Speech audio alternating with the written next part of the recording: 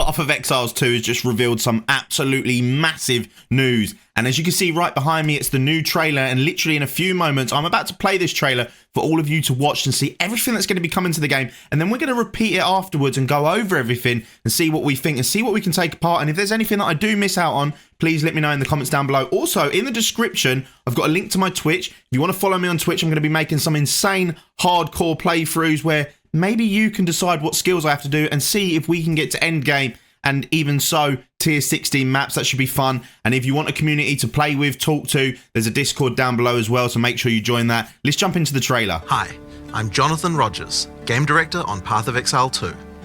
Well, we're back from our break. We've been playing the game a whole lot, and we've been reading a whole lot of feedback as well. So it's time to assess and work out what we're going to do next.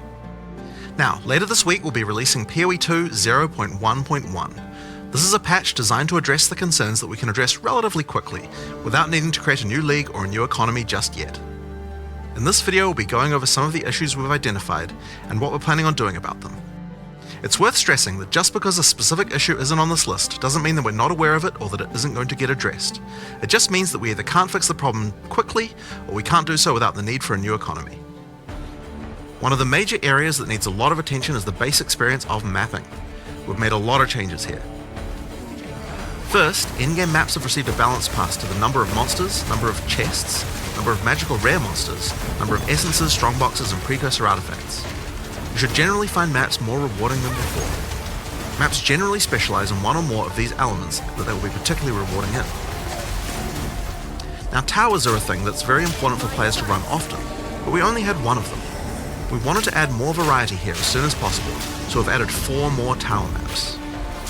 Alpine Ridge, Sinking Spire, Bluff, and Mesa. We've also redone the existing Lost Towers map to make playing there less boring.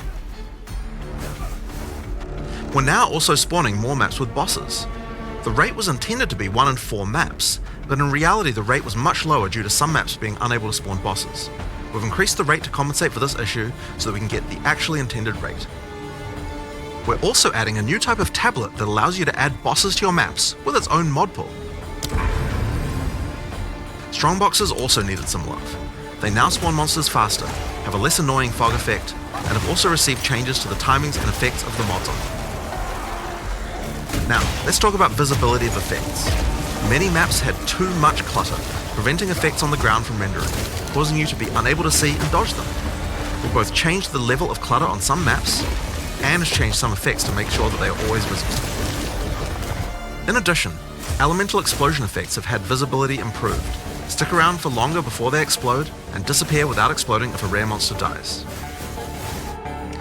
Volatile plants are also way easier to see before they explode. Now, we've also increased the zoom level on the Atlas, done a pass on various terrain collision issues in many maps.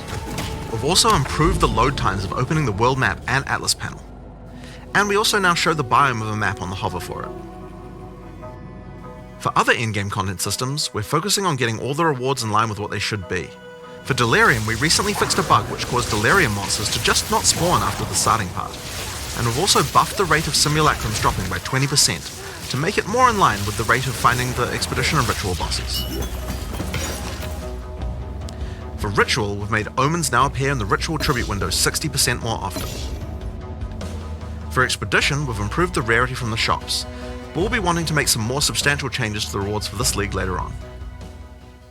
Now, one of the major concerns that we're often seeing is that getting to play Pinnacle content just takes too long, and that when you do finally get there, you only get one attempt and don't get a chance to learn the boss. In order to address these concerns, we're making the following changes. First, we're making the Citadel spawn closer to the center of the Atlas, and we've also added an effect so you can see them in the fog of war from further away. This makes them much easier to find. To address the problem of only having one attempt, on the Arbiter of Ash you will now get up to 6 respawn attempts. Respawns can only be triggered by the person who put in the keys, and everyone on your party will be respawned at the same time. Leaving the map still forfeits your attempt, so you'll still need to fight the boss with the build you walked into the map with. Higher difficulties of the boss will lower the number of respawn attempts you get, but you should know the mechanics of the fight by then, right?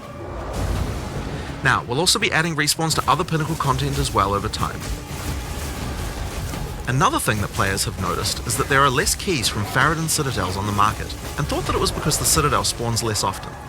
It turns out though that this is just because the boss kills players more often than the others. We've made a few changes to that boss to bring it in line with the other bosses.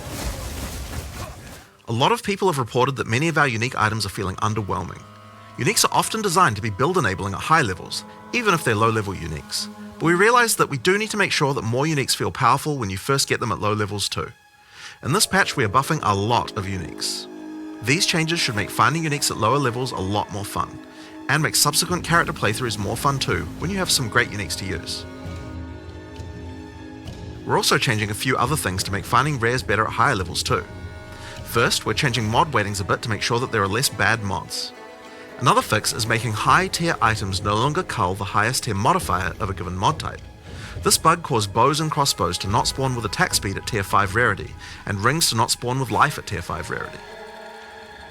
Another change we're making is to make it so that socketables such as runes can now be overwritten with another socketable. Now as we continue to play, we still find many balance anomalies with specific monsters or bosses that can be nasty if you encounter them. This patch contains a pass adjusting a large number of those monsters and bosses. We'll save the full list for the patch notes, but there are a significant number of changes here that should address many cases where monsters or bosses felt too hard in certain circumstances. Here are a few examples to get a taste of what kind of changes you can expect. The Silverfist Commander role now does a lot less damage. Plague Bearer's Detonate Dead can no longer be used from off-screen and has better telegraphing. Forsaken Miners throw less grenades, have improved visuals and deal less damage. And Lost Men Zealots can no longer meteor you from off-screen either, as well as many other changes just like those. One of the big issues for players on consoles is that the web-based item filter system is currently not working. This means that they can't use item filters like the PC users can. For 0.1.1, we'll be enabling the same system that PoE 1 has, which allows you to subscribe to item filters on the website. For now, this will be done on the PoE 1 website to allow us to get this feature out as fast as possible. Later on, we'll improve the user experience of this and put it on the Path of Exile 2 website. This patch also contains a bunch of other smaller changes and bug fixes that I'm sure you guys will appreciate, like buffing armor and scavenged plating, showing the number of uses left in your charms as well as an effect when they trigger, the song of the Exiles, fixing the music that Una was supposed to play in town,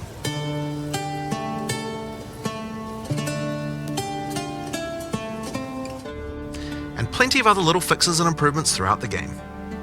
Now, we have a huge amount of much more meta-shifting changes that we know we want to make. And one of the best things about having the game in early access with the endgame is that we now have a much better idea of where we want character power to be and what the balance of bosses and monsters should be relative to that.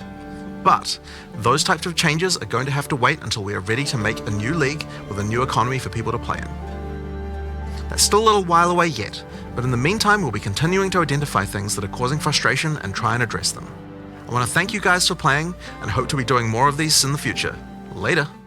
So there we have it, ladies and gentlemen. What did you think of the patch notes, or what is at least going to be coming? Because the patch notes we don't officially have. I have searched the web to see if I can find some, but obviously I want to bring this video out to you as soon as possible. But the patch notes are not currently available written, so we can only go off what this video says. But let me know in the comments down below what was your favorite part of this. Let's quickly go over it and just refresh ourselves exactly what was coming, because there was a lot to take in. So as we know, the patch is going to be coming later this week, presuming the notes come just before that, and when they do I'll be making a video, so make sure you hit the subscribe button and the notification bell. Then they went over the end game mapping. Now they did say there's going to be a lot more instances for us to play when it would be tower maps. So there's going to be 4 new tower maps and a new Lost Tower variant to make it all feel a little bit different and not too similar to one to another to make it so boring. There's going to be more boss maps, and there's also going to be a tablet like the tablet that you get now where you can add relics, or you can add obviously breaches. There's going to be one where you can add bosses, and most importantly, on death effects. So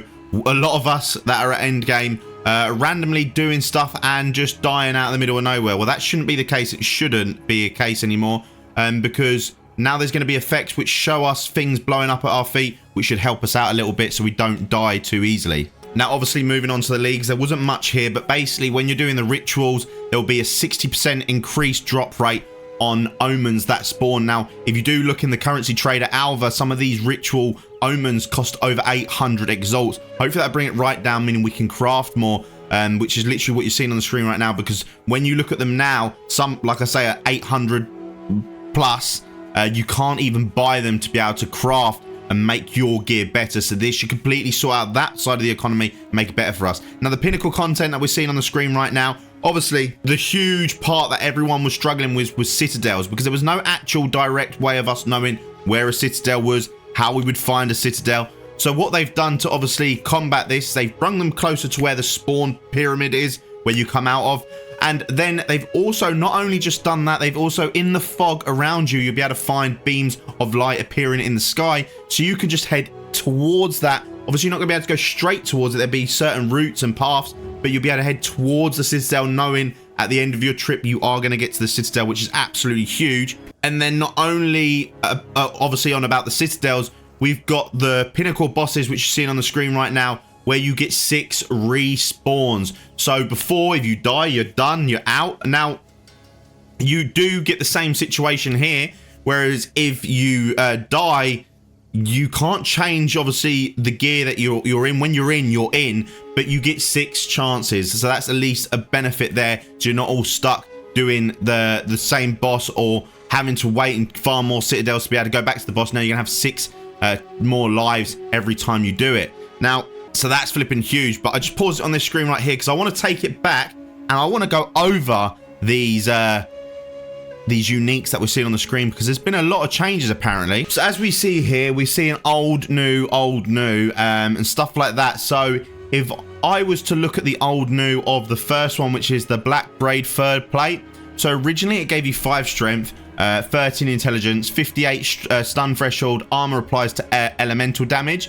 Now, it still does the armor applies to elemental damage. We're still getting the stun threshold. And obviously, these rolls, I don't know if these are max rolls that they're showing us or just giving us examples. We can see the overall armor has increased, but that's due to one of the stats that are on here. But it does have plus 10% to all elemental resistance. So we could even roll runes onto these or soul cores onto these, so we can get even more so. So if we get a double socket on this, we're going to get 20% increase to all elemental resistances. We're still getting our intelligence, we're still getting our strength, and then, like, yet again, we're getting a little bit more armor. Now, this doesn't require any level, so this might be really good for you to use on a new character going to the top. I think that's pretty darn cool. It is a new change. Do I think it's something I will use? Probably not, because I don't know how seriously you need the elemental resistance early game. But obviously the armor applies to elemental damage. Well, let's see. Now, looking at the Dodre's Tenure Stitched Gloves, we can see that they increase spell damage, reduce cast speed, and 12 intelligence. Now they've got energy shield, so increased energy shield, increased spell damage, which is the exact same, reduced cast speed, which has actually gone higher, but intelligence has also gone higher. So the only real change that I'm seeing here is more energy shield. Does that bring it in line? I don't know, because there's nothing really unique here, because we can get increased spell damage. Can we get increased spell damage on gloves? I'm not sure. Maybe this is the only gloves that could do it. Who knows? Let me know in the comments. Then we've got the Bramblejack Rusted Curious, which has got 59 life, stun threshold, 250% melee physical damage taken reflected to the attacker. Now that's been changed, and we've got now more maximum life, higher stun threshold, cannot evade enemy attacks. Oh, so that means because you cannot evade enemy attacks, that every single hit will reflect to the attacker. That's pretty cool. That's actually really cool. And it means you could really heavily stack into armor and to block chance, making it really good. It's also got regenerate 5% of life per second while surrounded. So surrounded, obviously, when you're surrounded, there's probably going to be within a certain range and X amount of mobs that are going to have to be on your screen or near to you for that to work. But that's still really cool. Then we've got the Edrin's Tusks Iron Curious, the old and new. So the old obviously had 137% increased armor, 7% chance to inflict bleeding on hit, 50% reduced slowing potency on debuffs on you, 20 to 25 physical form damage. That now it's got less increased armor, but not by much. It's got 50% chance to inflict bleeding on hit, which is huge. That's gone up by 40%. Still got the reduced slowing speed, which is the same, but it's got less physical form damage. Okay, not too bad. I wonder if that's going to change the items that we've currently got, or the items that we've currently got are now legacy items. Who knows? Then we're looking at the Brian's Hand Mark wooden club. We can see obviously before it had physical damage, accuracy rating, strength, and causes double stun build up. Now it's got more physical damage, less accuracy rating, reduced attack speed, more strength, and causes double stun build-up. So, has it been nerfed? I know it's got more physical damage, but the reduced attack speed by 20%, that's a bit harsh, surely. Surely that's a bit harsh to putting that on. I'm not too sure. There's obviously some... Oh, reduced attack speed to attacks per second. What a donut. No, never mind. I know what... I thought it would say increase attack speed rather than reduce attack speed because we're seeing it attacks per second. Oh no, it is reduced. It is reduced. Let me know what you think of that one. That's bizarre. Right, moving on to the Frost Breath Slim Mace. We can see that obviously the physical damage has gone up.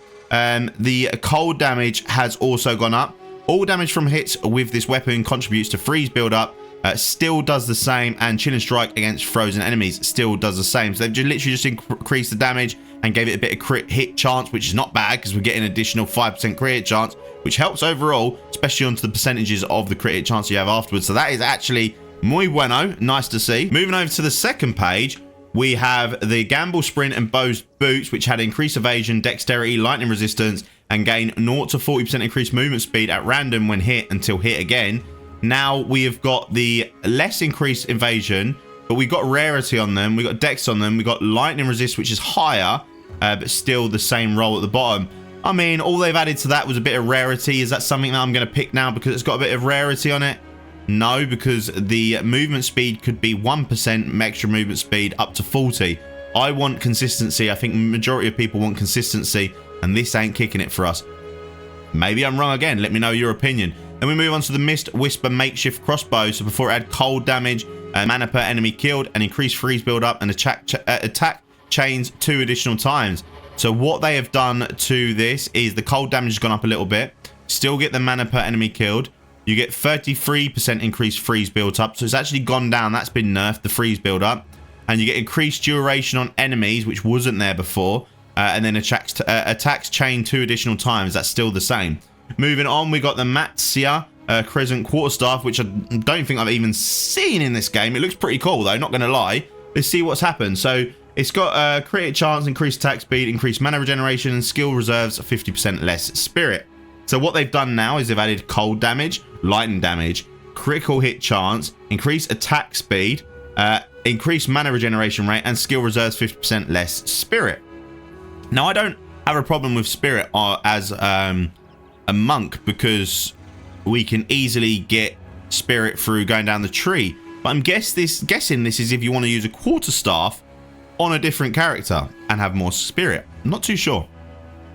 Moving over, we got the Painter's Servant's Torn Gloves. So we've got the fire resistance, cold resistance, lightning resistance, elemental damage converted to cold, fire, and lightning damage. What has been changed? So gain 5% of elemental damage as extra cold damage. Gain 8% of elemental damage as extra fire damage. We gain 8% of elemental damage as extra lightning damage. And then you still get the ones below. So we're removing the resists, but making it so we get more damages overall, which is pretty darn flipping cool. I mean, I'm not going to lie. These might be some really good gloves for elemental builds. Then we got the Titan Rot Cataphract. I'm probably saying all these wrong yet again, but we got the new and old. So the new has got way less armor. It's got way less increased strength. It's still got reduced dexterity and reduced intelligence, and you have no life regeneration. Sorry, that was the old. This is the new. We've got way more armor, way more strength. My bad. Right, moving on, we got the Wieldle's Stake Smithing Hammer, which before had physical damage, fire, hits break 33 armor, and apply fire exposure when fully breaking enemy's armor. So it's still got the bottom roll. It's still got the hits break armor, but it breaks more armor now. But it comes with fire resist, strength, and more fire damage and physical damage, bringing it up in line a little bit, which is pretty cool. And that is it for the uniques. But I think my favorite part was this, where you can change the socketed runes. There is loads and loads of items on the market with socketed runes on them, which make them absolutely awful, because I don't know why people have put certain items on certain items, or runes or soul cores on certain slots. We can change that now. So if there's one thing I can recommend you, is get on that store and buy the high DPS ones with the wrong runes. That will make your build go from 0 to flipping hero. That's my tip of the day of that. Now, obviously above we can see specific monsters and boss balances. Not really too bothered. I mean, they're things that obviously they've looked at and have improved themselves. But this is huge. I'm a console gamer. I do obviously have a PC and a pretty decent one, but I have something in my heart for consoles. I love console gaming. I'm never probably going to let console gaming go. I probably will, but let's just, for now, I'm holding on to it. And we're going to get item filters on the console. If you don't know what item filters are, basically, when an item drops on the floor, it says Divine Orb, Exalted Orb, and everything like that, like we're seeing on the screen right now, and they've got just the standard colors. But you could get things that are worth fortunes, and they look like a normal rubbish item, so you might actually walk past it and not pick it up. Well, with a filter, what it does is you can customize it, or it might already be pre-customized, where it's like, you know, when you find an item, you find a unique, a rare, and magic, or anything like that, they've got a different color. Well, you could, or they can, set it so you can actually see the difference between an item that is okay, which on the game it's shown okay, but is actually extremely okay. So let's just say we're getting a Divine Orb and an Exalted Orb, for example. Well, a Divine Orb is worth 115 times more than a single Exalted Orb. But in the game, they're dropping as the exact same quality and rarity. Well, if you put a filter on, it changes that. You can make one stand out as bright red and one stand out as white with red text. So you know that is a must, and that is, well, it doesn't matter if I do miss out on it. But it's just a really good way, even with tier items and stuff, meaning you could just literally full send maps and not have to look at the name and item of everything that drops on every single character. So I think that is a huge improvement. I'm going to go over to the website and I'm going to try and put these filters onto my account. Once I've figured out how it works, I'll make sure I report here and make a video of what I believe is the best item filter for console, being a console player myself, and hopefully it helps you all out. Now, we did also hear here, they did mention that armors are going to be improved and stuff like that, so we're yet to see what happens on the patch notes, but this is one that I'm looking forward to, being able to get Una to play her guitar in the town, and just when you want to relax and listen, you'll be able to relax and listen. So that's it from me. Hopefully you enjoyed this video, and make sure you subscribe if you like this content. Like if you enjoyed this content, obviously a dislike if you dislike this content, and please leave me a comment, join the Discord. I'm looking for people to play with. I'm sure you're looking for people to play with, and if you're not, well, regardless, come hang out, share some tips, tricks,